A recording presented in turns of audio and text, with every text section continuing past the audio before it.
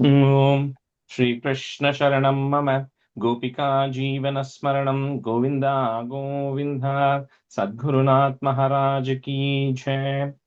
Shuklam Bharadharam Vishnum Shashivarnam Chaturbhujam Prasanna Dhyayet Sarva Vignopashantaye.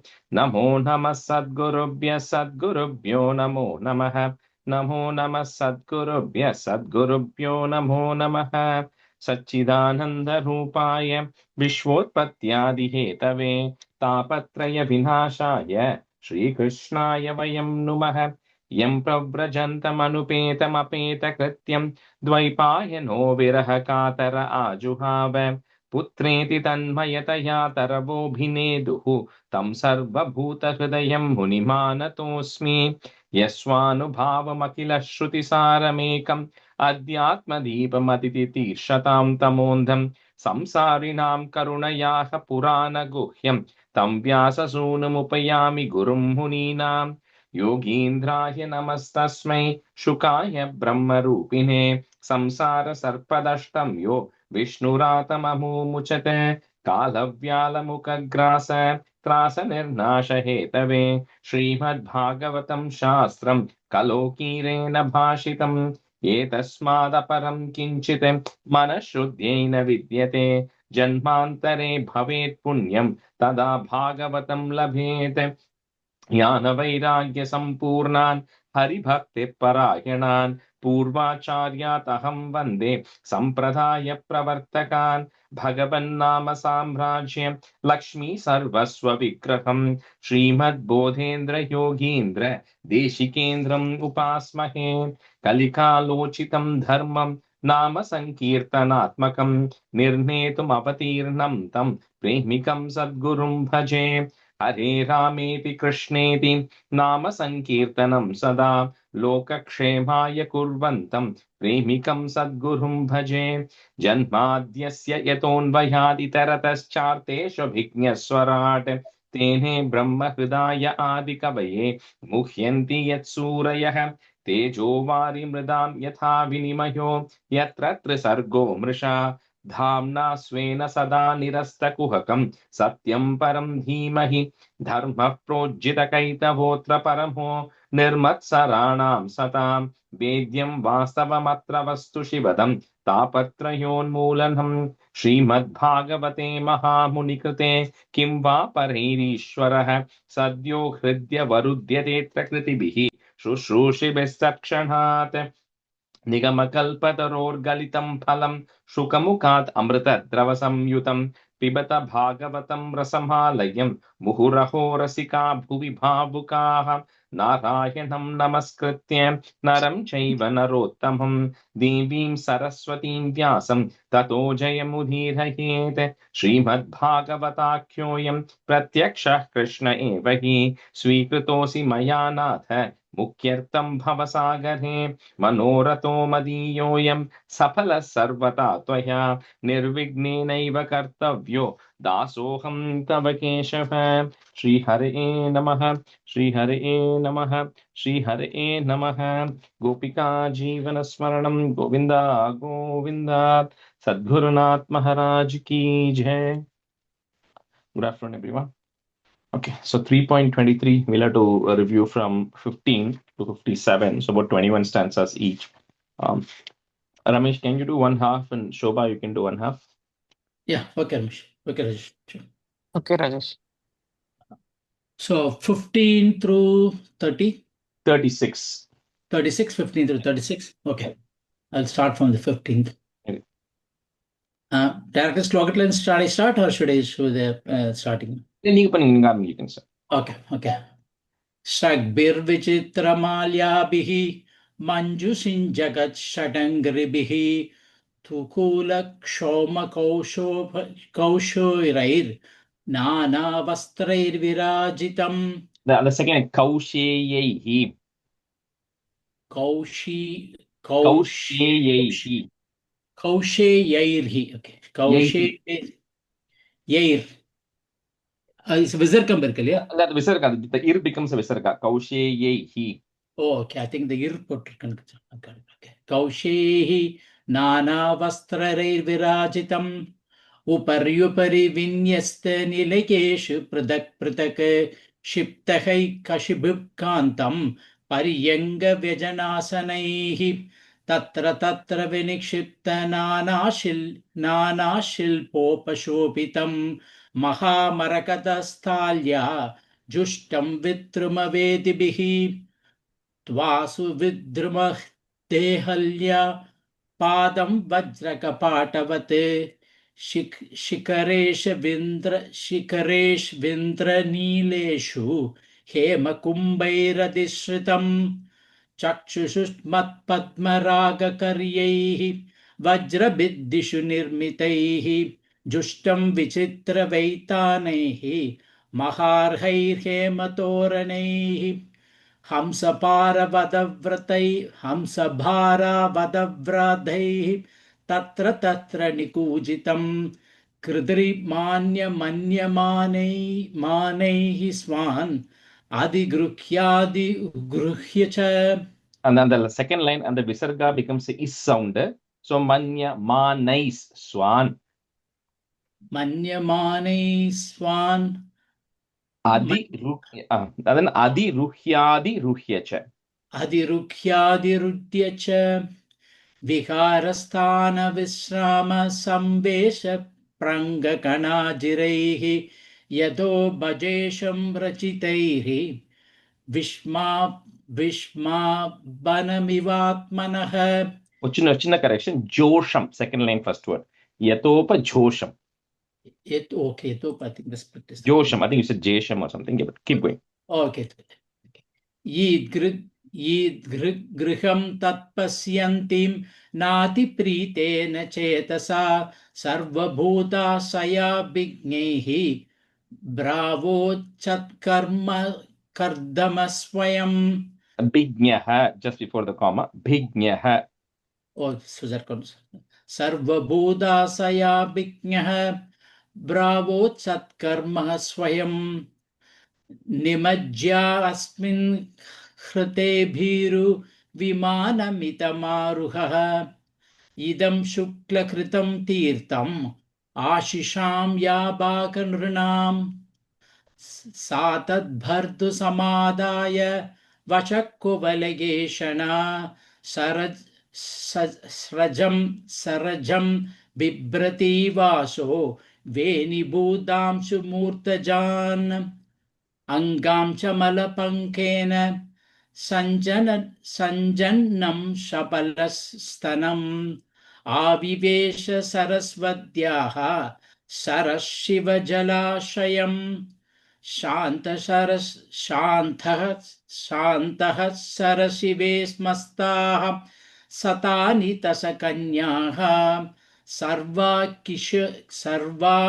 किशोरवयसो तदर्श्योत्बलकन्तयः. The visargas pattam santas is the first line la. Santas sarasi. Okay. And then second line sarvah ich. Sarvah kishora vayaso. Sarvak. Okay. Got it. Okay.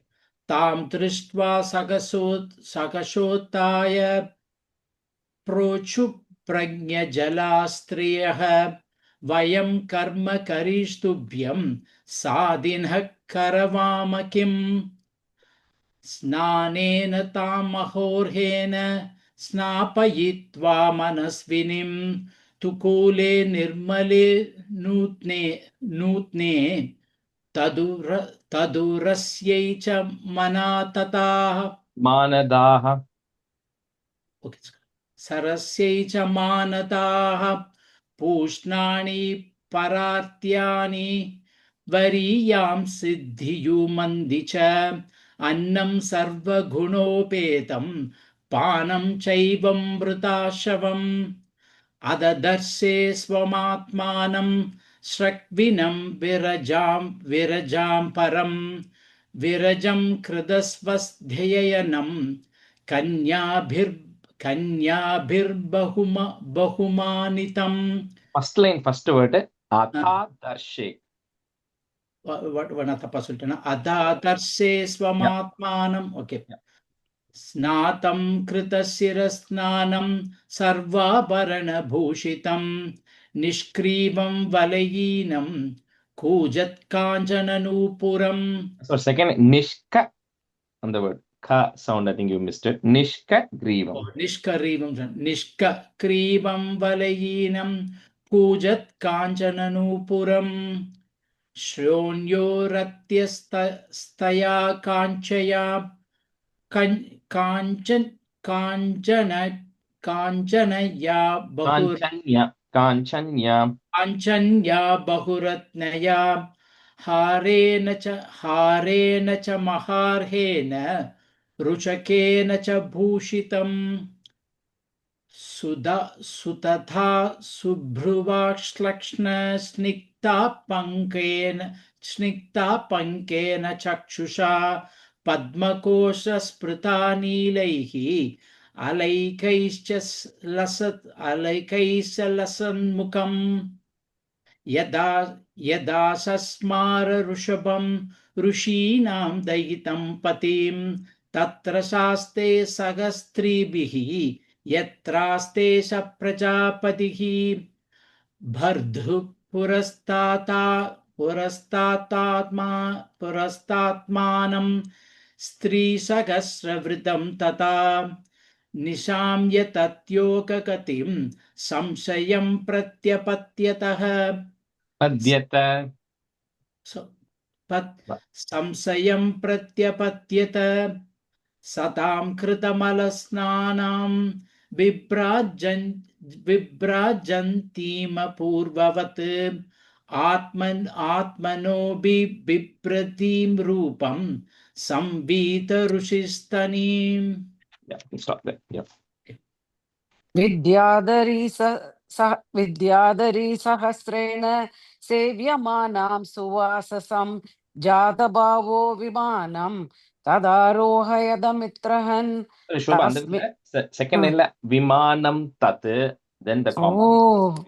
Okay okay அதான் என்ன போட்டு வச்சிருந்தேன் சரிக்கு படிக்கவே முடியல விமானம் தத் जातभावो विमानं तद् आरोहयदमित्रहन् तस्मिन्नलु नलुप्तमिह सारी तस्मिन्नलुप्तमहिमा प्रिययानुरक्तो विद्याधरीपिरुपचीर्णवपुर्विमाने बभ्राज उत्कच कुमुद्गणवानपीच्यः साराभिरावृतैवोडुपतिर्नभस्तः तेनाष्टलोकविहारकुलाचलेन्द्र द्रोणीष्वनङ्गसकमारुदसौभगासु सिद्धैर्नुदोद्यदु निपाद शिवस्वनाशु रेमे चिरं तदन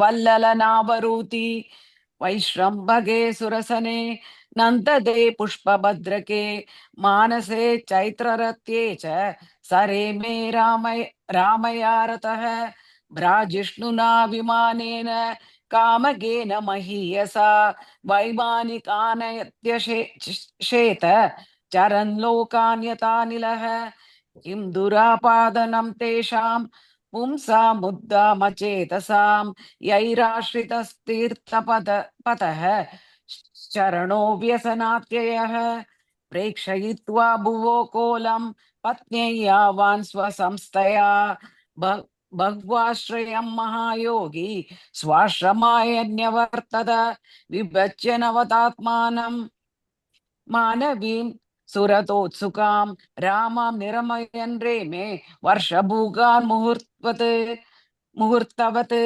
तस्मिन् विमान उत्कृष्टां शय्यां रधिकरीं श्रिता न चाभूत्यदतं कालं पत्या बीचेन सङ्गता एवं योगानुभावेन दम्पत्यो रममाणयोः शतं व्यतीयुशरतः कामलालसः योर्मनाक् तस्यामादत्तरेतस्तां भावयन्नात् मनात्मवित् नोदा विदाय रूपं स्वं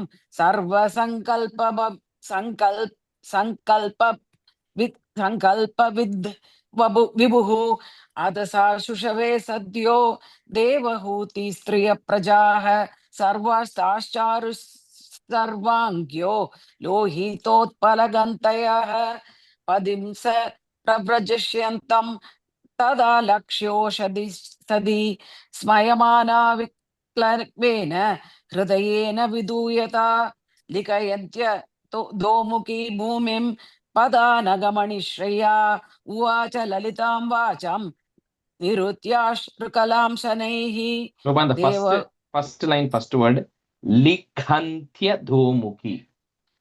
அவನಲ್ಲಿ ಏನೋ ಚಲಿರ್ಬೇಕು Likhantya, and the word mattum. Likhantya. लिखन्त्य दोमुखी भूमिं वृदने Yeah, correct.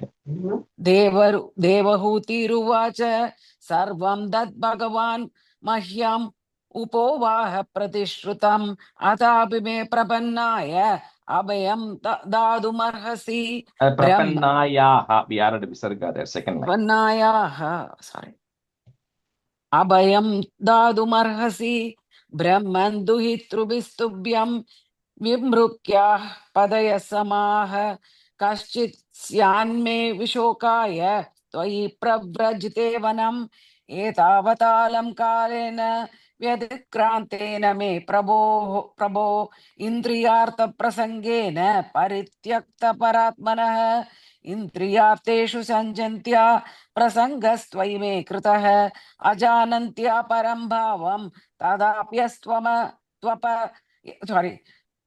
तदाभ्यस्त्वपयाय मे सङ्गो यः संसृतोर्हेतुः सत्सुविहितो धिया स एव साधुषु कृतो निःसङ्गत्वाय कल्पते First line, Shobha, or second, hetuhu, you said it correct. The next word is asatsu. It start with yes a. yes असत्सु विहितो धिया नेह यत्कर्म धर्माय न विरागाय कल्पते न तीर्थ पदसेवायै जीवन्नपि मृतो हि सः साहं भगवतो नूनं वञ्चिता मायया दृढं यत्त्वां विमुक्तिदं प्राप्य न मुमुक्षेय बन्धनात् इति श्रीमद्भागवते महापुराणे पारमहंस्यां संहितायां तृतीयस्कन्धे कापिलेयोपाने त्रयोविंशोऽध्यायः श्रीहरे नमः श्रीहरे नमः श्रीहरे नमः गोपिका जीवनस्मरणं गोविन्द गोविन्द सद्गुरुनाथ महाराज की जय Rajesh, why it is saying Kapileyo? Why not Because Kapileyo? because it's like saying like his and like Oh. how do I explain it, like him and his or their, like when you Kapila is the core thing, and then Kapilaha, then there are like in Sanskrit there are like 8 rows and 3 columns, each of which talks about first person, second person, third person. First person, whether Rajesh is doing or it is done on Rajesh or Rajesh's. Okay, so here it is Kapileyo Upakyan is Kapilas Upakyanam. So the Kapilas, when it comes, it becomes Kapileya. Oh, okay. It's like instead of saying Rajesh's, Kapilas Upakyanam in English, that Kapilas, we're putting a quote and an S, right? That becomes Kapila. So Kapileyo Upakyani. Just a Sanskrit grammar. That's all. Thank you so much, Rajesh. Yeah, about Kapila. Yeah, about Kapila there. Okay, so Chaturvimshodhyayah. So I think I'll go through the meaning because it's a new chapter here. So just to wrap up how we ended 23, if you remember, it was all about Devahuti's lamentation, right? Where she has a couple of lamentations. First, she was worried about that she wants to have children, but it's not the right place. Her body is completely deteriorated. So we kind of saw all of that and how she got into Bindu Sarovar and she got all rejuvenated. Then we saw about the Vimana, how it went to all those places and all of that we saw. And then, Kapila then split himself into 9 personalities, and then they had 9 daughters, right? So all of that happened. And then Kapila was ready to go to the forest. That's when Devahuti suddenly realizes that, what, I wasted my time. She says, you are such a great yogi. And then I've been like focused on this last 100 years in all materialistic things and going and enjoying all these pleasures. And she says, I have a bhayam in me, right? And the bhayam is, she's worried that time has passed. So many years has passed, but she has not gotten the necessary knowledge for liberation. And she felt that I had Kapila right by my side. Kardama right by my side, not Kapila. I had Kardama right by my side, but I did not get all the knowledge from him, right? So she feels like she's missed out on it, right? And she's feeling very worried about it. She said, I got stuck by Maya and I got stuck by illusion and I didn't do all that. That's kind of how that previous chapter ended. So in this, the Kardama is, first he's responding to this, right? He's saying, you don't have to worry. Kardama says, although you feel like you have lost all these years, because Kardama knows what's going to happen later, right? So he says, you don't have to worry. Eventually, Bhagavan himself is going to enter into your womb, right? And once he does it, then you are going to get blessed. Then he is going to teach you everything you need to know about the Brahman, about the supreme knowledge, about self-realization. You're going to directly hear from his mouth. So you don't have to worry. Not everything is lost, right? And, so he then says, because Bhagavan is going to come, you have to prepare yourself for that, right? Because you can't be a normal human or go through the normal human things and expect Bhagavan to come to your womb. So he says, you have to then go and get your mind and body and everything ready for it, because so that the incarnation can eventually happen. So then she goes through like a little bit of tapas, right? Just to purify herself and get her ready for the incarnation to happen. And then after a few years or after some time, then eventually Bhagavan then enters into Devahuti through Kardama. Sorry, I keep mixing the two names. Through Kardama, he then enters into Devahuti. So at that time, when she's in the womb, right? So when he's in the womb, then automatically, everybody comes to know about it. She talks about how the Devas and everybody come to know, and Brahma comes along with Marichi and Narada and the Sanat Kumaras and all of them, because he wants to get the darshanam of Bhagavan. He's not yet born, but he knows he's Devahuti is carrying him in her womb. So they all come to, so Brahma comes essentially to meet them. And then Brahma then has a conversation with Kardama and Devahuti. First Brahma thanks Kardama, saying that, what, everything that Kardama has done, if you remember from the beginning, is to support Brahma, because he was one of the Prajapatis and Brahma had told him, you have to do this. That's why Kardama, when he meditated for 10,000 years and Bhagavan came, he said, I want to marry the right person so I can expand the population, because that's what Brahma wanted, because that's what you wanted from Brahma, right? So he's kind of carrying the lineage of duties, right? So Brahma is thanking Kardama, saying, you did all the right things by following all the right traditions. And then he then tells, you have 9 daughters right now, and the marriage is going to happen later in this chapter, but he says you should get them married to the right sages so they can also go and expand the population. And then he tells Kardama and Devahuti that Bhagavan himself has actually come into your womb right now, right? So he has come and he has specifically taken this birth to teach not just you, but the entire world about the path of self-realization. Like we said, you can always go through the Jnana Margam or you can go through the Bhakti Margam. And the Sankhya philosophy, although, and we'll see, we have 7 chapters dedicated to Sankhya philosophy. So eventually, when we see that, we'll see that while it might look philosophical in nature, the message that Kapila Muni is going to give is wrapping that up with devotion. So he's going to talk about how Jnana Yoga cannot exist on its own. It has to be wrapped around with Bhakti Yoga. That's the knowledge he's going to give. So anyway, Brahma says that, he talks about how great Kapila is going to be and how everybody is going to respect him and how he's going to set the standards for how self-realization needs to be. So all of that happens and Brahma then departs, right? That's why you'll see Brahmo Vacha come in this for some time, up to about stanza 20. Brahma is having a conversation with Kardama and Devahuti. So then the 9 daughters who are there, so they have to get married, right? So they have to get married to the greatest of rishis. That's why we saw in the last chapter how, Kardama had to split himself into 9 unique personalities, because he had to get different kinds of daughters because they're going to get married. And if you go to Dashakam 10 of Narayaniam, where the 10 sages are born, it says, Tasya Tasargarasikasya Marichi Atrihi Tatrangira Angira Kratu Munih Pulaha Pulastyaha Angada Jayata Bhriguscha Vasishta Dakshau 9. Srinaradascha Bhagavan Bhavadangridasaha. So there's 9 sages come from Brahma. Out of this 9, you just remove Daksha out. So there are 8 sages. Out of the 10, Narada doesn't get married. So Narada is not there in the equation. Out of the remaining 9, you remove Daksha, because Daksha's separate lineage is going to come. The remaining 8 sages who are there, along with another sage called Atharva, get married to the 9 girls. So the 9 girls, or the 9 women there, Okay, so if you start looking from 22, from stanza 22, it talks about the names. So it talks about how a person called Kala is getting married to Marichi. Anasuya is getting married to Atri.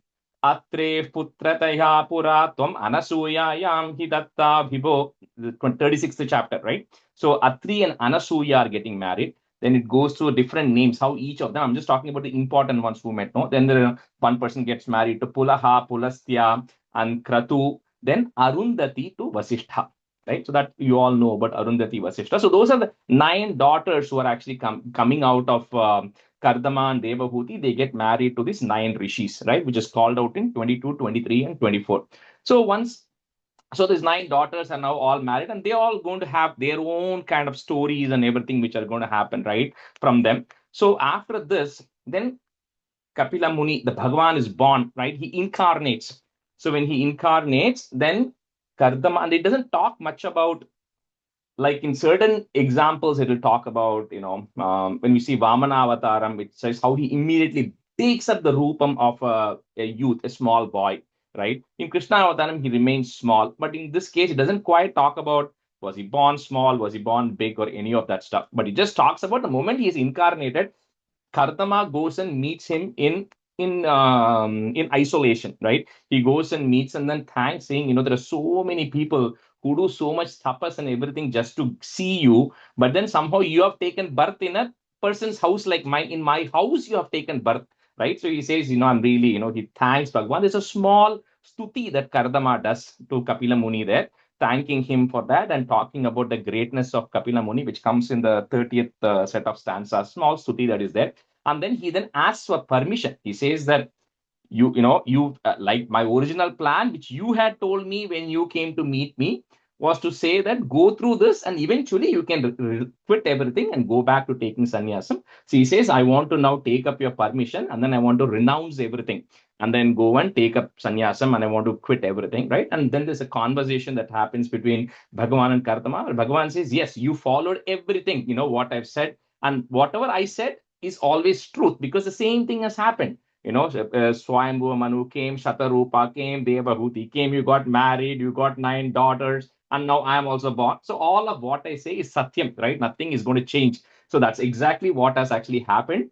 And he says, absolutely. Right now, he then gives him instructions to say how Kardama should go, give up everything, get on the path of, because Kardama is already knowledgeable. So he says you should give up anything attached to material desires. And then you should start, which he said even when Bhagavan first saw Kardama also. So he kind of repeats the thing saying that you should find me in everybody, not get attached to material senses, completely renounce everything. And then eventually you'll see me. And then with that, Bhagavan leaves. Then the last set of stanzas talks about Kardama Muni getting liberated.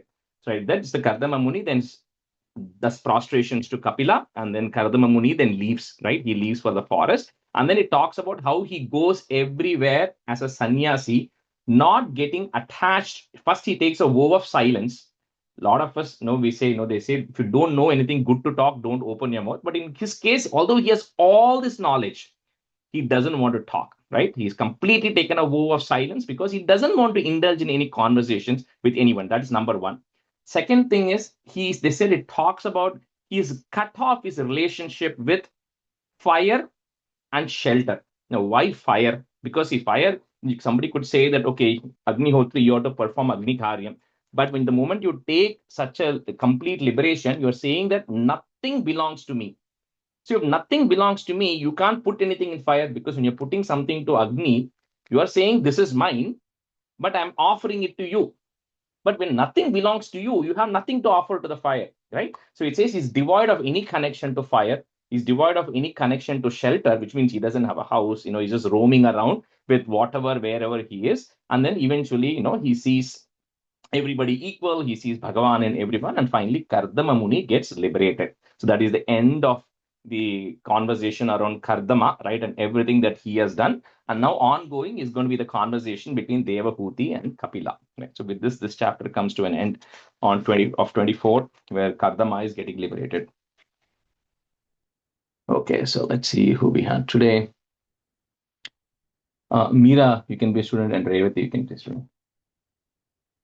So Chaturvimsho. In what yugam all this is happening? Satya Yugam. This was the first Satya Yugam. Okay. Yeah, this is happening in Satya Yugam. In Swayambhuva Manu's period, Satya Yugam, it is happening. All of this is happening. Okay. Thank you, Rajesh. I mean, it starts off there, but then a little bit like we said, Manu itself spans so many yugams. So we kind of saw end of Swayambhuva Manu. Sometimes these things go back and forth, right? Like we saw when we talked about Swayambhuva Manu, we talked about how Swayambhuva Manu spent his entire Manvantara and then he got liberated. So they did kind of fast forward at that time. But the incarnation of Kapila right now is happening in the Satya Yuga. Okay. Thank But you. it's going to happen, right? In the அதுக்கு முன்னாடி 24க்கு முன்னாடி காபிலோ பாக்யானேன் அதுக்கு முன்னாடியே வந்திருக்கு எப்படி வந்து Because it is in the 20 Kapilo is about Kapila, right? So the whole thing, see, he's the main character, right? Kapila Avataram is the main character. It's the main Avataram. So although it is about Kapila, although Kapila was not born in the previous chapter, to your question. Correct. Right? Yes, You're right. yes. But the whole thing doesn't exist if Kapila itself is not going to be there. So that's all. It's just a wrapper marda. You know, they could have said it is about Devahuti lamenting to Kardama, to your point. Correct. You know, but they kind of, it depends. You know, the way they wrote it, it was like, hey, it's about Kapila, about Kapila Supakhyana, right? About him. Okay, thank you. Because in the 24th, Kapila's incarnation is happening, right? So, Maitreyo Vacha, Nirveda Vadinim Evam, Manor Duhitaram Munihi, Dayalush Shalini Maha, Shuklabhi Vyahritam Smaran. That's one word, Shuklabhi Vyahritam.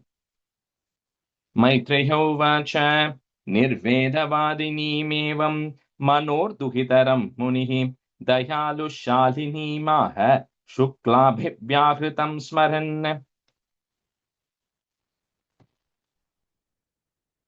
Maitreya Uvacha Nirvedavadinimevam Manortuhitaram Munihi Dayalushalineemaha Shuklabhyahritam Smaran. निर्वेदवादिनीमेवं मनोर्दुहितरं मुनिः दयालुशालिनीमाह शुक्लाभिः व्याहृतं स्मरन्. Maitreyo Vacha, okay, just before that. Yeah. Okay. Rishiru Vacha, Ma Khido Raja Putritam.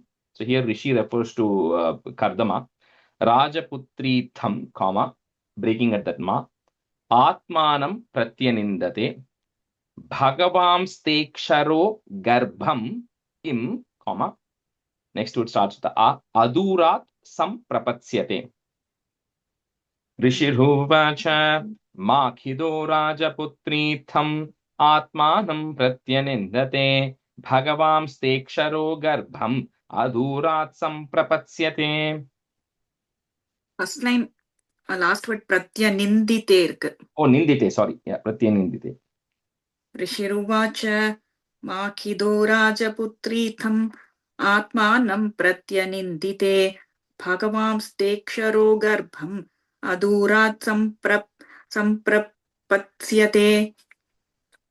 ऋषिरुवाच माकितो राजपुत्री तम् आत्मानं प्रत्यनिन्दिते भगवांस्तेक्षरो गर्भम् अदुरात् सम्प्रपत्स्यते.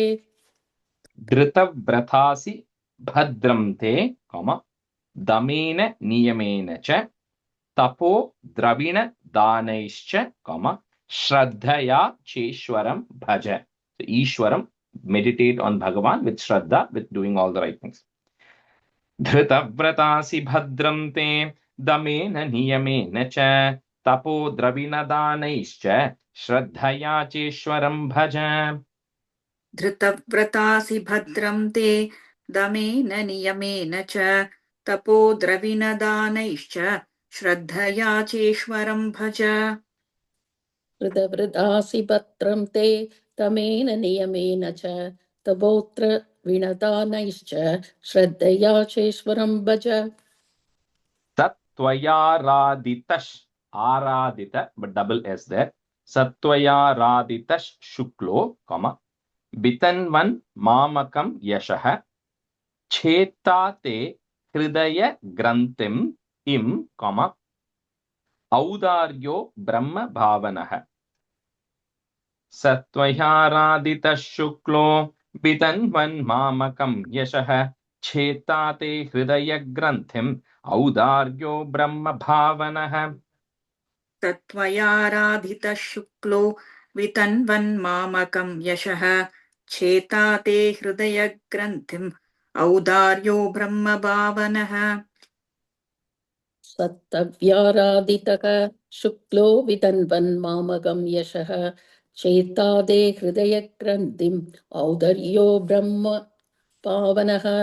First line Revati Satvaya Raditash Raditashuklo. Radita Shuklo. Okay. Maitreyo Vacha Devahutyapi Sandesham, comma, Gauravena Prajapatehe Samyak Shraddhaya Purusham, comma, Kutastham, I'm just breaking at that ma, Kutastham Abhajat Gurum. Rajesh, my book has Kodastam. Is there an A? Kodastam? Yeah, there is an A there. Okay, thank you. Kutastham. Maitreyo Vacha Devahutyapi Sandesham Gauravena Prajapatehe Samyak Shraddhaya Purusham Kutastam Abhajat Gurum. Maitreya उवाच देवहूत्यपि सन्देशं गौरवेण प्रजापतेः सम्यक् श्रद्धाय पुरुषं कूटास्थम् अभजद्गुरुम् मैत्रेय उवाच देवहूत्यपि सन्देशं गौरवेण प्रजापते सम्यक् श्रद्धाय पुरुषं कूटस्थाम् अभजत्कुरुम्. That Kutastham. Okay. सम्यक् श्रद्धाय पुरुषं कूडास्तं दने? Kutastham. Okay. Tasyam bahutithe kale, comma, Bhagavan Madhusudanah Kardamam Viryamapanno, comma, Jagnegniriva. So Jagne Agniriva comes together. Jagnegniriva Daruni. Tasyam bahutithe kale Bhagavan Madhusudanah Kardamam Viryamapanno Jagnegniriva Daruni. तस्यां बहुतिथे काले भगवान् मधुसूदनः कार्दमं वीर्यमापन्नो जज्ञेऽग्निरिव दारुणि तस्यां बहुतिथे काले भगवान् मधुसूदनः कार्तमं वीर्यमापन्नो जज्ञेऽग्निरिव दारुणी.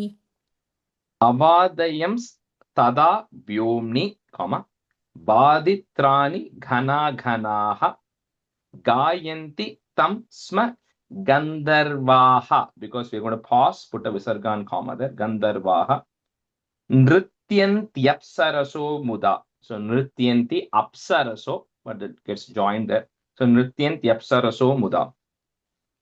Avadayam stadha vyomni Vaditrani ghana ghanaha Gayanti tam sma Gandharvaha Nrityanti apsaraso mudha.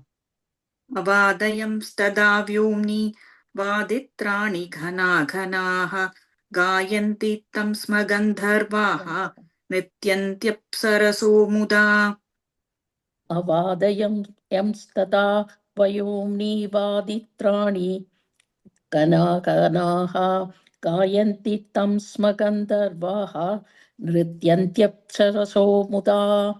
Revati, you said biomni, it's vyomni. Avadayamstata vyomni. Okay. Yeah. Petus sumanaso divyaha, khecharair apavarjitaha. I'm just breaking at the tra. Praseduscha dishas sarvaha. Again, same thing. Visargan comma there. Add it. Ambhamsicha manamsicha. Petus sumanaso divyaha. Khecharair apavarjitaha. Praseduscha dishas sarvaha. अम्भांसि च मनांसि च पेतुः सुमनसो दिव्याः खेचरैरपवर्जिताः प्रसेदुश्च दिशः सर्वाः अम्भांसि च मनांसि च पेतुः सुमनसो दिव्याः केसरैरपवर्जिताः प्रेसेदुश्च दिशः सर्वाम्बासि च मनांसि च in the second line praseduscha प्रसेदुश्च दिशः dishas sarva ओके dishas प्रचेषदिशः सर्वा अम्बासि च sarvaha मनांसि च yeah that is sarvaha dishas sarvaha ओ अङ्ग विसर्ग இருக்கா yeah because you're pausing if you're putting a comma there then you have to say sarvaha so प्रसेदुश्च दिशः सर्वाः அப்படியா yeah correct ओके correct अम्बासि च मनांसि च thank you tad kardamashramapādam comma saraswatya parishritam swayambhus sakam rishibihi visarga comma sakam rishibihi next line on top of the ma the ir will go away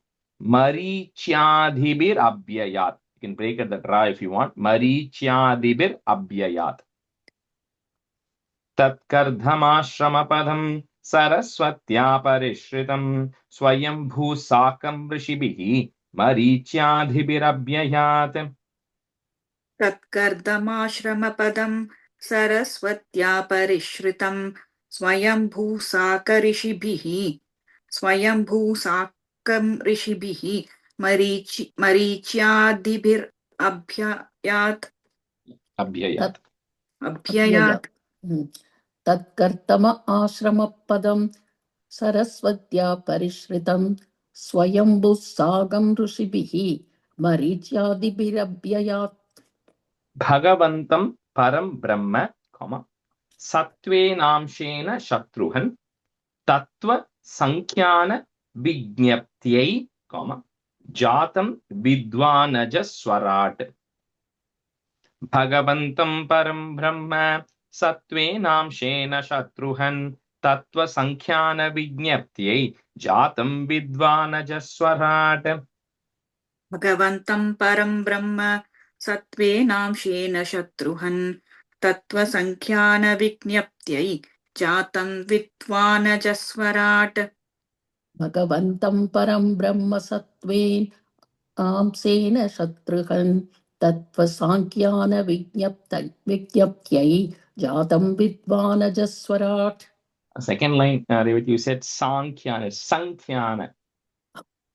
तत्त्वसङ्ख्यानविज्ञप्त्यै जातं विद्वानजस्वराट् Sabhajayan Vishuddhena, Chetasa Tach Chikirshitam, Prahrishyamanair Asubihi, if you want to break at the tra, Prahrishyamanair Asubihi, Kardamam Chedam Abhyadhat. Sabhajayan Vishuddhena, Chetasa Tach Chikirshitam, Prahrishyamanair Asubihi, Kardamam Chedam Abhyadhat. सभाजयन् विशुद्धेन चेतसा तच्चिकीर्षितं प्रहृष्यमानैरसुभिः कर्दमं चेदमभ्यधात् सभाजयन् विशुद्धेन चेतसा तच्चिकीर्षितं प्रहृह्यमानैरशुभिः कर्दमं चेदमभ्यदात् ब्रह्मोवाच त्वया मेपचितिस्तात कल्पिता निर्व्यलीकतः यन्मे सञ्जगृहे वाक्यं भवान् मानद मानयन् ब्रह्मोवाच त्वया मेपचितिस्तात कल्पिता निर्व्यलीकतः यन्मे सञ्जगृहे वाक्यं भवान् मानद मानयन् ब्रह्मोवाच त्वया मेपचितिस्तात कल्पिता निर्व्यलीकतः यन्मे सञ्जगृहे वाक्यं भवान् मानदमानयन् ब्रह्मोवाच त्वया मे पचितिस्तात कल्पिता निर्व्यलीकतः यन्मे सञ्चक्रिहे वाक्यं भवान् मानतमानयन् वाक्यं कपरं कामा सेकंड लाइन ओके गृहे वाक्यम् ओके एतावत्येव शुश्रूषा कार्या पितरि पुत्रकैः बाढमित्यनुमन्येत, one word and then a comma, गौरवेण गुरोर्वचः. एतावत्येव शुश्रूषा कार्या पितरि पुत्रकैः बाढमित्यनुमन्येत, गौरवेण गुरोर्वचः. एतावत्येव शुश्रूषा कार्या पितरिपुत्रकैः भाडमित्यनुमन्येत गौरवेण गुरोर्वचः एतावत् एव शुश्रूषा कार्या पितरिपुत्रकैः बाढं इत्यनुमन्येत गौरवेण गुरोर्वचः इमा दुहितरस् सभ्य तव वत्स सुमध्यमाः सर्गमेतं प्रभावैस् स्वैहि. So visargan comma swaihi. Next, on top of the br, there is a ir that will go away. Brimha ishyantyanekadha. Cannot break that word. Brimha ishyantyanekadha. Imha duhitarasabhya tava vatsa sumadhyamaha sargametam prabhavai swaihi brimha ishyantyanekadha. इमा दुहितरः सभ्य तव वत्स सुमध्यमाः सर्गमेतं प्रभावै स्वैः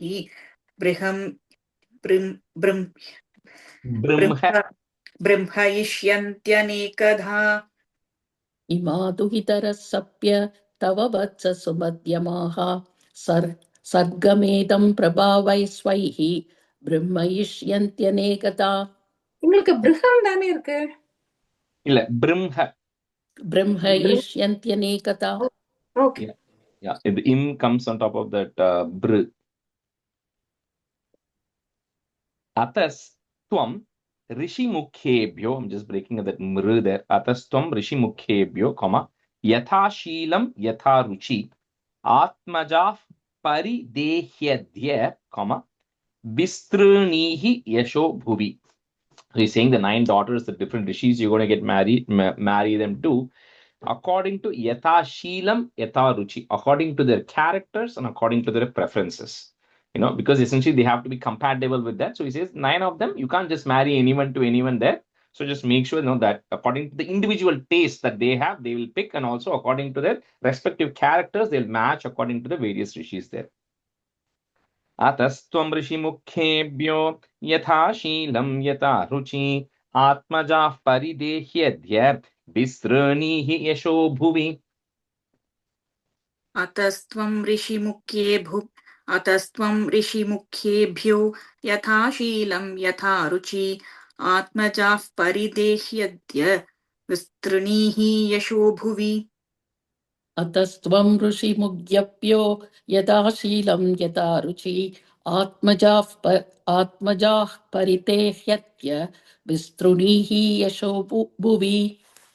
वेदाहम आद्यम पुरुषम इम अवतीर्णम स्वमायया भूतानां शेबधिम देहम बिभ्राणम कपिलम मुने. वेदाहमाद्यम पुरुषम अवतीर्णम स्वमायया भूतानां शेबधिम देहम बिभ्राणम कपिलम मुने. वेदाहमाद्यं पुरुषम् अवतीर्णं स्वमायया भूतानां शेवधिं देहं बिभ्राणं कपिलं मुने. वेदाहमाद्यं पुरुषम् अवतीर्णं स्वमायया भूतानां सेवतिं देहं बिभ्राणं कपिलं मुने. बिभ्राणं कपिलं मुने. So we'll switch 1/3. Priya Sriram, you can be a student, and Madhu, you can be a student. Thank you. Jnana Vijnana Yogena, Karmanam Uddharan Jataha Hiranyakeshah Padmakshah, Padma Mudra Padambujah. Jnana Vijnana Yogena Karmanam Uddharan Jataha Hiranyakeshah Padmakshah, Padma Mudra Padambujah. ज्ञानविज्ञानयोगेन कर्मणामुद्धरञ्जटाः हिरण्यकेशः पद्माक्षः पद्ममुद्रापदाम्बुजः ज्ञानविज्ञानयोगेन कर्मणाम् उत्तरञ्जडाः हिरण्यकेशपद्माक्षः पद्ममुद्रा पदाम्बुजः. Brahma is describing how Kapila will be, which is Hiranya Keshaha, means one with a golden colored hair. Padmakshaha, the one who has eyes like the petals of a lotus. Padma Mudra Padambujaha, so whose lotus like feet, Padma Padambujaha, will have Padma Mudra, will have the symbols of a lotus flower in the bottom of the feet. Did we do that already? Rajeshi, one doubt. Is it karmanam or karmanam? Karmanam. Okay. Ma is not there. No, just karmanam. Okay, thank you. So did we do this, Madhu? 17th is done. 18th you have to start. Okay. Esha manavi te garbham, pravishtah kaitabhardanah avidya samshaya granthim, chitva gam vicharishyati. Esha manavi te garbham pravishtah kaitabhardanah avidya samshaya granthim chitva gam vicharishyati. एष मानविते गर्भं प्रविष्टः कैटभार्दनः अविद्या संशयग्रन्थिं छित्त्वा गां विचरिष्यति. एष मानविते गर्भं प्रविष्टः कैटभार्दनः अविद्या संशयग्रन्थिं छित्त्वा गां विचरिष्यति. Ayam siddha ganadhishah, Sankyacharyais. The Sankhya Acharya, all the Acharyas who follow the philosophy, so he'll be leading them, he'll be guiding them. Sankhyacharyais susammatah loke kapila ityakhyam, ganta te kirti vardhanah. So Brahma is naming, saying that boy will be called Kapila. Ayam siddha ganadhishah Sankyacharyai susammatah loke kapila ityakhyam gantate kirtivardhanah. अयं सिद्धगणाधीशः सांख्याचार्यैः सुसम्मतः लोके कपिल इत्याख्यां गन्ताते कीर्तिवर्धनः. अयं सिद्धगणाधीशः सांख्याचार्यैः सुसम्मतः लोके कपिल इत्याख्यां गन्ताते कीर्तिवर्धनः. Maitreya uvacha tavashvasya jagat srashta, kumarais saha naradah hamso hamsena yanena, tridhama paramam yayo. Maitreya uvacha tavashvasya jagat srashta kumarai saha naradah hamso hamsena yanena tridhama paramam yayo. Maitreya उवाच तावाश्वास्य जगत्स्रष्टा कुमारैः सह नारदः हंसो हंसेन यानेन त्रिधाम परमं ययौ. मैत्रेय उवाच तावाश्वास्य जगत्स्रष्टा कुमारैः सह नारदः हंसो हंसेन यानेन त्रिधाम परमं ययौ. Gate shata dhritau shattah, kardamastena choditah yathoditam swaduhitrih. So my book had the long double r, but I think it is only one r there when it checked it. So in case you have a double r, duhitrih, then just cut it to one r. Duhitrih, pradat vishwa sujam tatah. Gate shatadhritau kshattah kardamastena choditah yathoditam swaduhitruhu pradhat vishwasujam tatah. गते शतधृतौ क्षत्तः कर्दमस्तेन चोदितः यथोदितं स्वदुहितृः प्रादात् विश्वसृजां ततः. तदेशदधृतौ क्षतः कर्दमस्तेन चोदितः यदोदितं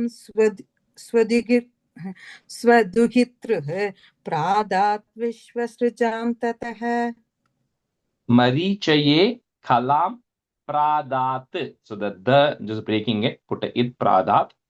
Next starts with the a. Anasuyam athatraye. So this is where all the names and the combinations. Shraddham angirase yachat. Breaking at the time. Shraddham angirase yachat, comma. Pulastyaya habir bhuvam. मरीचये कलां प्राधात् अनसूयामथात्रये श्रद्धाम् अङ्गिरसे यच्छत् पुलस्त्याय हविर्भुवम्. मरीचये कलां प्रादात् अनसूयामथात्रये श्रद्धामङ्गिरसे यच्छत् पुलस्त्याय हविर्भुवम्. मरीचये कलां प्रादात् अनसूयाम् अदात्रये श्रद्धाम् अङ्गिरसे यच्छत् पुलस्त्याय हविर्भुवम्. पुलहाय गतिं युक्तां, क्रतवे च क्रियां सतीं ख्यातिं च भृगवे यच्छत्. So I'm just break the dwa that is there, I'm breaking into it. Brigave yachat, comma. Next word will start with ava. Vasishtayapya rundatim. So Vasishta api arundatim, but the sandhis just come there. So Vasishtayapya rundatim. Pulahaya gatim yuktam kratave cha kriyam satim khyatim cha bhrigave yachat Vasishtayapya rundatim. पुलहाय गतिं युक्तां क्रतवे च क्रियां सतीं ख्यातिं च भृगवे यच्छत् वसिष्ठायाप्यरुन्धतीम्. पुलहाय गतिं युक्तां क्रतवे च क्रियां सतीं ख्यातिं च बृहवे यच्छत् वसिष्ठायाप्यरुन्धतीम्. And the first line is Satim and the long E. Okay. I think you said it like a short E. Satim. Satim. Yeah. And then it was Kratave chakriyam satim. Okay. Satim, long E. Second line, tail end, you have to kind of say it together without stopping. It's like Vasishtayapyarundhatim. Vasishtayapyarundhatim. Yeah. Atharvane dadach chantim, comma, yaya yagnyo vitanyate viprashabhan krutodvahan, comma, sadharan samalalayat. Atharvane dadachantim yaya yajno vitanyate viprashabhan krutodvahan sadharan samalalayat. अथर्वणे ददाच्छान्तिं यया यज्ञो वितन्यते विप्रर्षभान् कृतोद्वाहान् सदारान् समलालयत्. अथर्वणे तदाच्छान्तिं यया यज्ञो विदन्यते विप्रर्षभान् कृतोद्वाहान् सदारान् समलालयत्. Tatastha rishayaha. You have to say that visarga kshattaha, comma, kritadhara nimantriyatam pratishtan nandim apannaha. Just you can break it into three parts if you want. Pratishtan nandim apannaha, comma. Sorry. What did I say? You've missed that. Oh, I said that. Oh, maybe the voice got cut. Okay.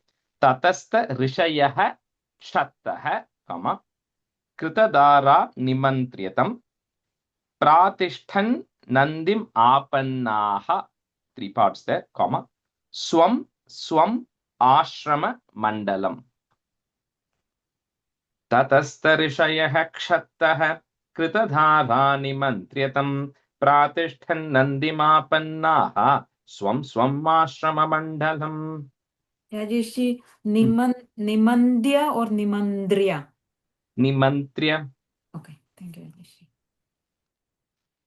ततस्तर्षयः क्षत्तः कृतदारा निमन्त्र्यतम् प्रातिष्ठन्नन्दिमा पत्पन्नाः स्वं स्वमाश्रममण्डलम् तदस्त ऋषयः क्षत्तः कृतदारा निमन्त्र्यतम् प्रादिष्टन्नन्दिमापन्नाः स्वं स्वम् आश्रममण्डलम् त चावतीर्णं त्रियुगम् इम आज्ञाय next word आज्ञाय विबुधर्षभं विविक्त उपसंगम्य प्रणम्य समभाषत स चावतीर्णं त्रियुगम् आज्ञाय विबुधर्षभं विविक्त उपसंगम्य प्रणम्य समभाषत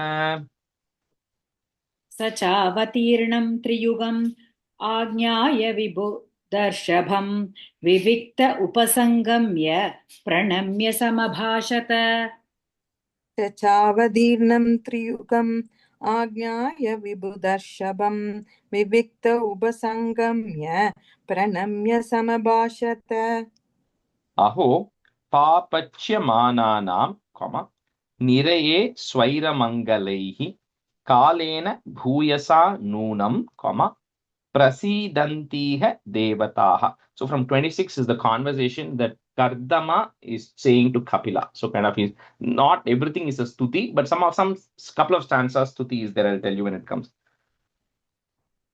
Aho papachyamananam nirahe swairamangalaihi kalena bhuyasanunam prasidantih devataha.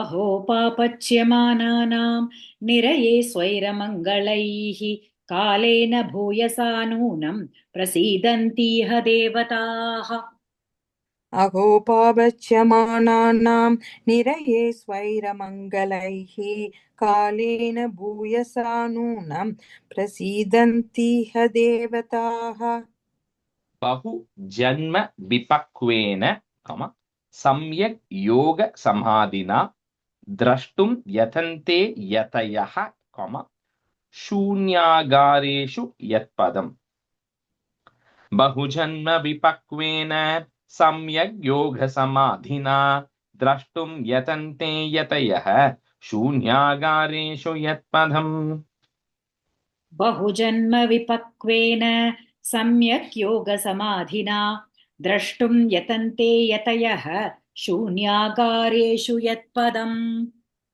बहुजन्म विभक्वेन सम्यक् योगसमाधिना द्रष्टुं यदन्ते यतयः शून्याकारेषु यत्पदम् स एव भगवानद्य हेलनं नगनय्य नः गृहेषु जातो ग्राम्याणां यस्वानां पक्षपोषणः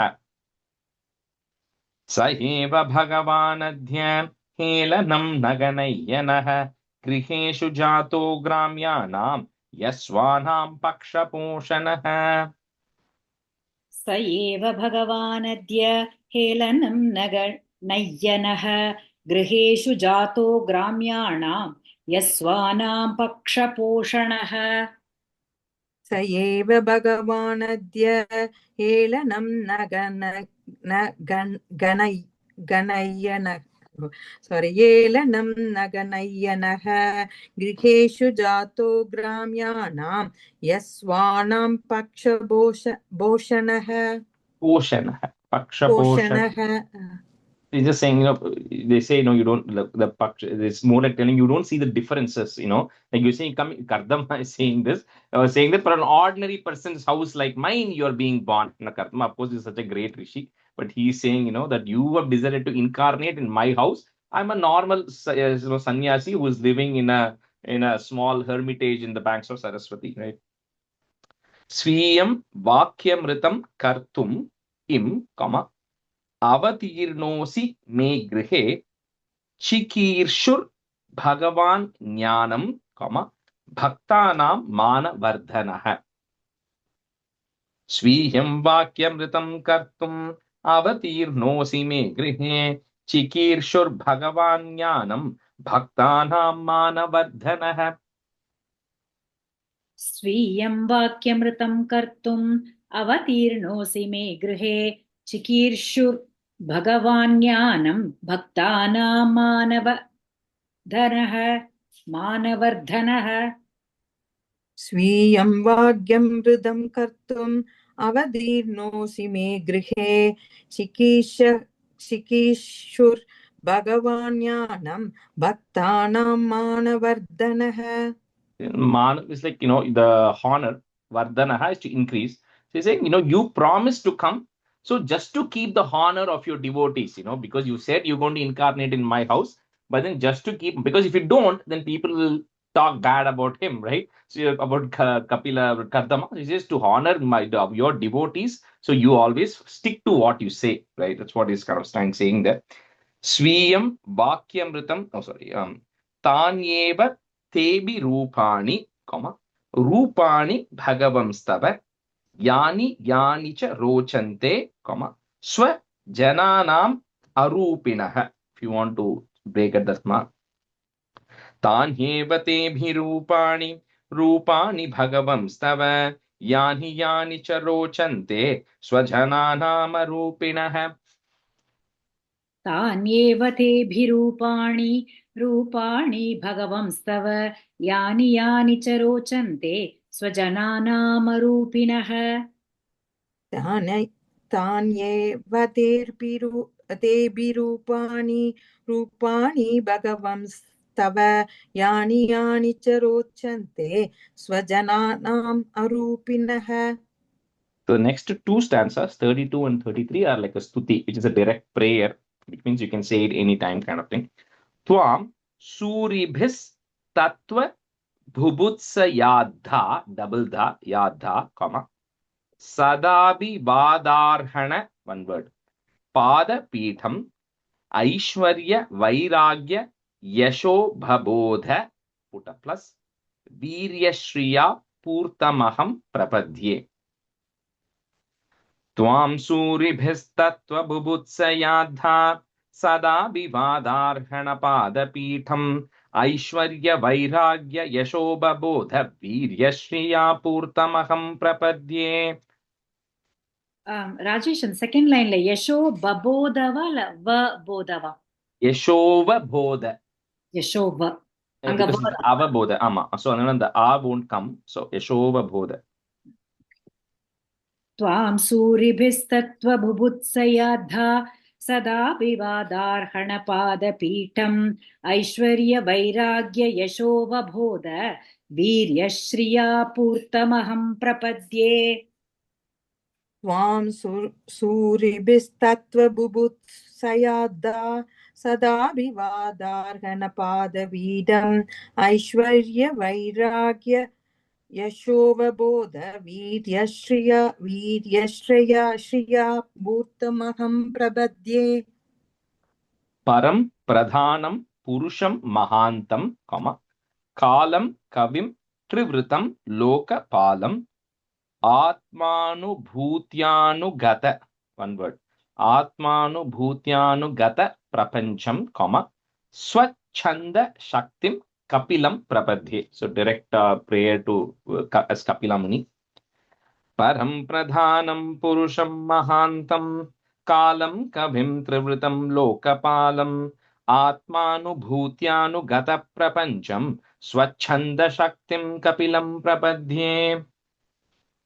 परं प्रधानं पुरुषं महान्तं कालं कविं त्रिवृतं लोकपालम् आत्मानुभूत्यानुगतप्रपञ्चं स्वच्छन्दशक्तिं कपिलं प्रपद्ये. परं प्रधानं पुरुषं महान्तं कालं कविं त्रिवृतं लोकपालम् आत्मानुभूत्यानुगतप्रपञ्चं स्वच्छन्दशक्तिं कपिलं प्रपद्ये. We'll switch. Jayshree, you're not able to chant today, you said, right? Jayshree Shankar. I can chant. You can? Okay. I can. Okay. Yeah, I just have a... Sure. So Did you you and talk? No. no, Jayshree Shankar. Oh, okay. Sorry. Yeah, no worries. And Jayshree Shankar and Srividya Sriram. 34.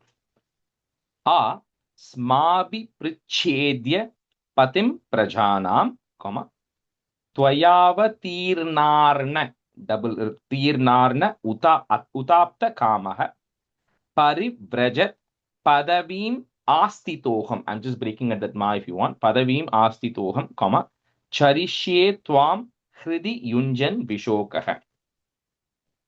आस्माभिपृच्छेद्य पतिम् प्रजानाम् त्वयावतीर्णार्न उताप्तकामः परिव्रजत् पदवीमास्तितोऽहम् चरिष्ये त्वाम् हृदि युञ्जन् विशोकः.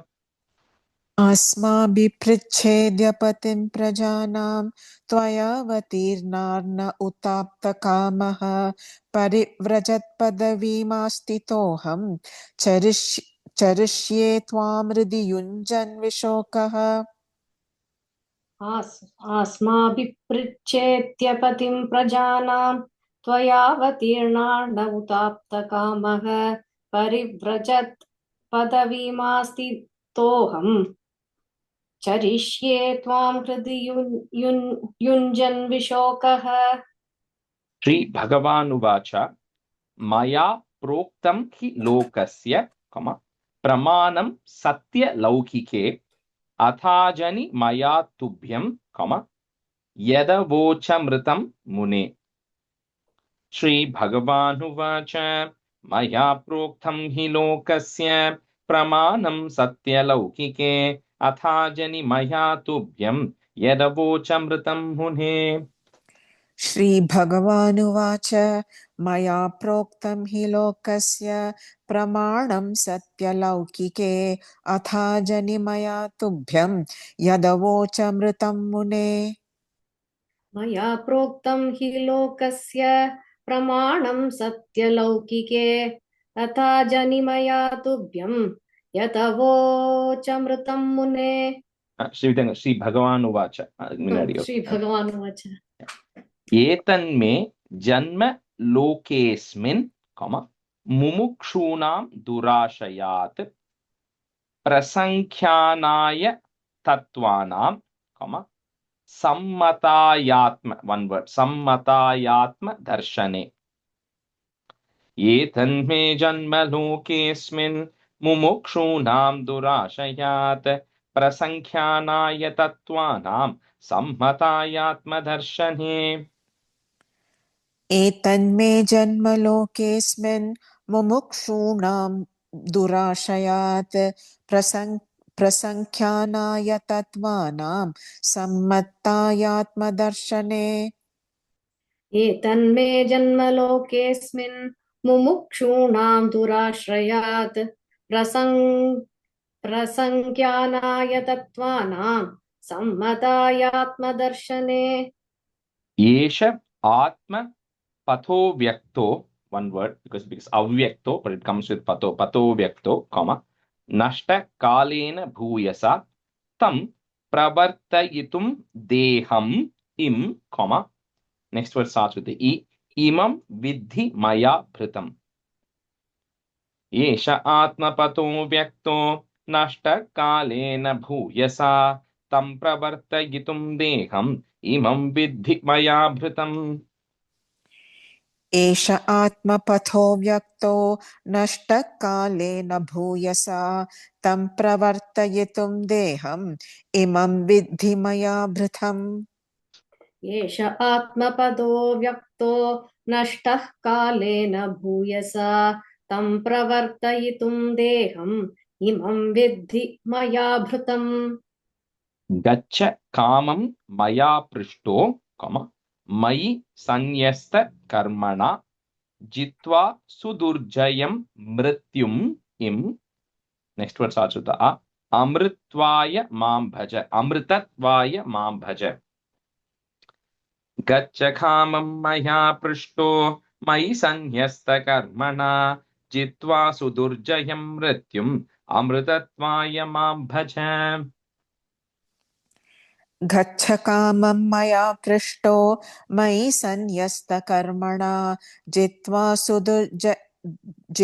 सुदुर्जयं मृत्युम् अमृतत्वाय मां भज. गच्छ कामं मया पृष्टो मयि संन्यस्य कर्मणा जित्वा सुदुर्जयं मृत्युम् Amritatvaya mam bhaja. A lot of these things, this in the few stanzas, there's nothing, the message is always consistent, So whatever work you're doing, you surrender it to me. So don't get attached to the work you're doing, right? We heard it like a million times. Then it says, then always, yeah, the few things are going to come later. So that is one of the things. And then Amrita, always, eternally, Amrita, eternally keep worshipping. So don't say, I'm going to stop today, start tomorrow. There's no start, stop. Every day is the same, right? So always, eternally continue to do that. And a few things will come. Mam Atmanam Swayam Jyotihi, Sarva Bhuta Guhashayam, Atmanyevatmana Vikshya, Vishoko Bhayam. Vishoko Abhayam, but that S symbol is there. So Vishoko Bhayam Richasi. And then again saying that in all of those things, you have to see that I am the same thing, same God who's there in every being. There's no differentiation. At the end of the day, I'm the same supreme being who is there in every person or everything that you're seeing. Mam Atmanam Swayam Jyotihi Sarvabhuta Guhashayam Atmanyevatmana Vikshya Vishoko Bhayam Richasi. मामात्मानं स्वयं ज्योतिः सर्वभूतगुहाशयम् आत्मन्येवात्मना वीक्ष्य विशोको भयमृच्छसि मामात्मानं स्वयं ज्योतिः सर्वभूतगुहाशयम् आत्मन्येवात्मना वीक्ष्य विशोको भयमृच्छसि. Matra Adhyatmikim Vidyam, Shamanim Sarva Karmanam Vitarishye Yaya Chasau, Bhayam Chati Tarishyati. One word ends with the E. So here multiple words, that word Bhayam is coming. One, that Bhayam came when Devahuti was telling. Then here Bhagavan in the previous version, he's saying Abhayam, which means the fear will go away. Then here also he says Bhayam, the fear that you have will go away. Abhayam means you won't have fear.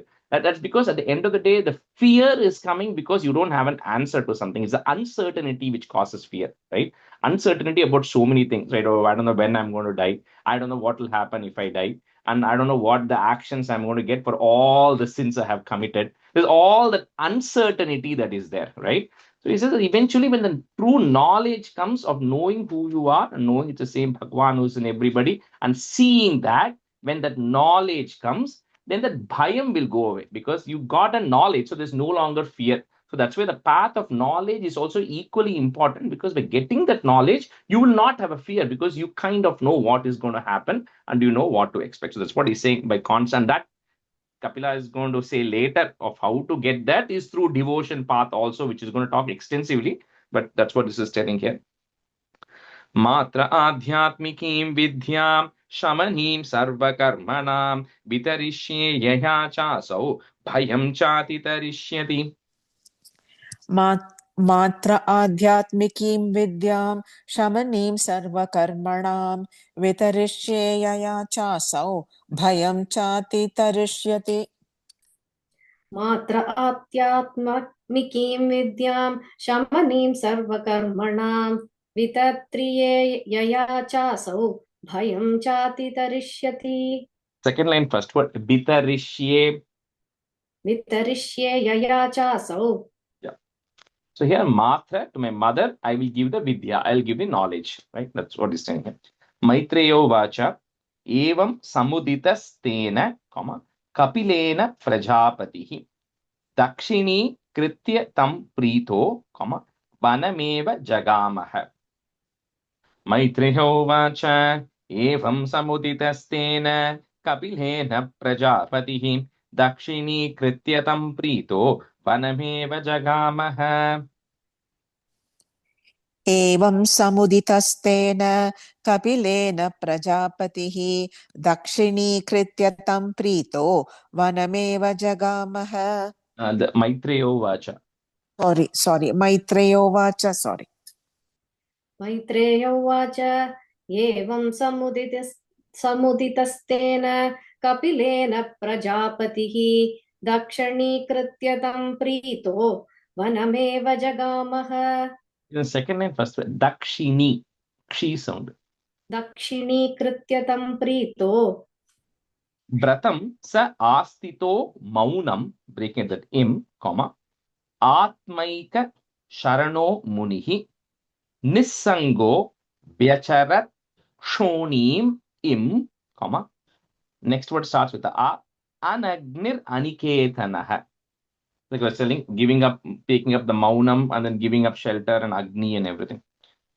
Vratam sa astito maunam atmaika sharano munihi nissango vyacharat shonim anagniraniketanaha. व्रतं स आस्थितो मौनम् आत्मैकः शरणो मुनिः निसङ्गो व्यचरक्षोणीम् अनग्निरनिकेतनः. Second line, first word, the visargala issu vandirudhu. So it's nissango. निस्सङ्गो व्यचरक्षोणीम् अनग्निरनिकेतनः. Correct? Yeah. व्रतं स आस्थितो मौनम् आत्मैकः शरणो मुनिः निस्सङ्गो व्यचरक्षोणीम् अनग्निरनिकेतनः. Mano brahmani yunjano, comma, yattat sadasataf param gunabhabhase bigune. My book had just a na there. If you have just a na, add a ne there. Bigune, comma, ek bhaktyanubhavite. Mano brahmani yunjano yattat sadasataf param gunabhabhase bigune ek bhaktyanubhavite. मनो ब्रह्मणि युञ्जानो यत्तत् सदसतः मनो ब्रह्मणि युञ्जानो यत्तत् सदसतः परं गुणावभासे विगुणे एकभक्त्यानुभाविते. मनो ब्रह्मणि युज्ञानो Yunjano. मनो ब्रह्मणि युञ्जानो यत्तत् सदसतः परं गुणावभासे विगुणे एकभक्त्यानुभाविते. Nirahankritir nirmamascha, comma, nirdvandvas samadrik swadrik pratyak prashanta dhiraha, comma, prashantor miribodhadihi. This is what you cannot break it. So prashantor miribodhadihi. Nirahankritir nirmamascha nirdvandvas samadrik swadrik pratyak prashanta dhiraha prashantor miribodhadihi. निरहङ्कृतिर्निर्ममश्च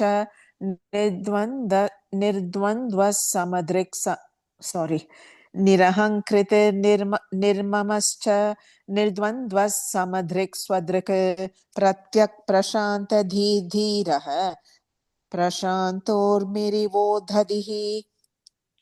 निरहङ्कृतिर्निर्ममश्च निर्द्वन्द्व समदृक् स्वदृक् प्रत्यक् प्रशान्तधीरः प्रशान्तोर्मिरिवोधदिः. वासुदेवे भगवति, सर्वज्ञे प्रत्यगात्मनि परेण भक्ति भावेन, लब्धात्मा मुक्त बंधनः. वासुदेवे भगवति सर्वज्ञे प्रत्यगात्मनि परेण भक्ति भावेन लब्धात्मा मुक्त बंधनः.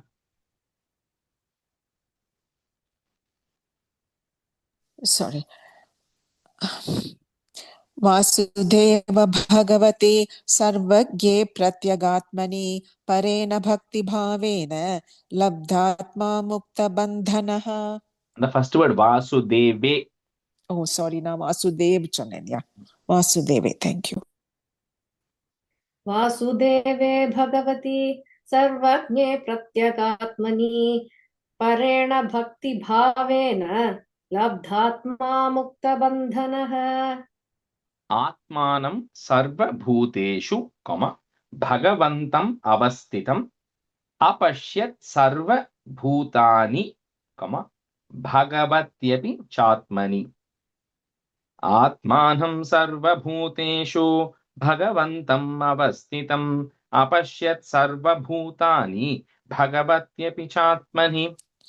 आत्मानं सर्वभूतेषु भगवन्तम् अवस्थितम् अपश्यत् सर्वभूतानि भगवत्यपि चात्मनि।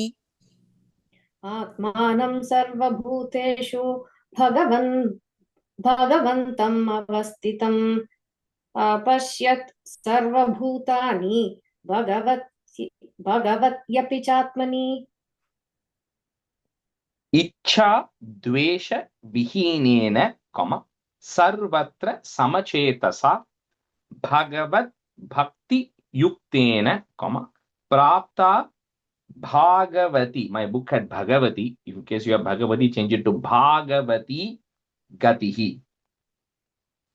Ichadvesha vihinena sarvatra samachetasa Bhagavad Bhakti Yuktena Prapta Bhagavati Gatihi. इच्छाद्वेषविहीनेन सर्वत्र समचेतसा भगवद्भक्तियुक्तेन प्राप्ता भागवती गतिः।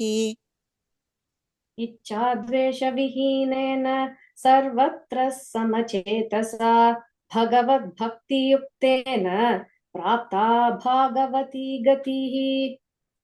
इति श्रीमद्भागवते महापुराणे पारमहंस्यां संहितायां तृतीयस्कन्धे कापिलेये चतुर्विंशोऽध्यायः। इति श्रीमद्भागवते महापुराणे पारमहंस्यां संहितायां तृतीयस्कन्धे कापिलेये चतुर्विंशोऽध्यायः। इति श्रीमद्भागवते महापुराणे पारमहंस्यां संहितायां तृतीयस्कन्धे कापिलेये चतुर्विंशोऽध्यायः। श्रीहरे नमः। श्रीहरे नमः। श्रीहरे नमः। गोपिका जीवनस्मरणं गोविन्दा गोविन्द। सद्गुरुनाथ महाराज की जय। कायेन वाचा मनसेन्द्रियैर्वा बुद्ध्यात्मना वा प्रकृते स्वभावात् करोमि यत् सकलं परस्मै नारायणायेति समर्पयामि। Thank you everyone. Next Sunday I will let you know what the plan is. At this point I don't know what the plan is going to be. Most of us, some of us are going to be in New Jersey. Rajesh, I have a quick doubt. 21 ஸ்லோகம்ல sorry அது வந்து நீங்க ஸ்வதுஹித்ருஹு தானே சொன்னேல். But because it is 9 daughters இல்லையா, ஸ்வதுஹித்ரு தானே அது. அதான் I was debating about it too, but then when you're right, that's what my exact thought was, but when I checked the other books it only had duhitru. Okay. Yeah, so Atte, I don't know if you are there. Because தமிழ்ல கொஞ்சம் டிஃபரெண்டா இருக்கு ராஜேஷ். அது துருஹு மேல ஒரு அப்பாஸ்ட்ரோபி மாதிரி போட்டுருக்கு. Not the regular ரூ. அத பெரிய ரூ தான் இருக்கு உங்களுக்கு. பெரிய ரூ தான் போட்டு ஒரு ஒரு ஒரு எக்ஸ்ட்ரா அப்பாஸ்ட்ரோபி மாதிரி மேல போட்டுருக்கு. That means it is different from other roo. Roo, right? Yeah, so even I was thinking, because it's the first 9 daughters says duhitru, so it's like double roo there. But other books had only one. There's also another point, but duhitaraha would be plural too. If you think about that, why is it not duhitaraha and why is it duhitru? Maybe இது வந்து வேதிக் டெக்ஸ்ட்ங்கறதுனால இந்த மாதிரி duhitruன்னு வந்திருக்கா, அது தெரியல. I don't know, but in a booklet it was duhitru, double ru.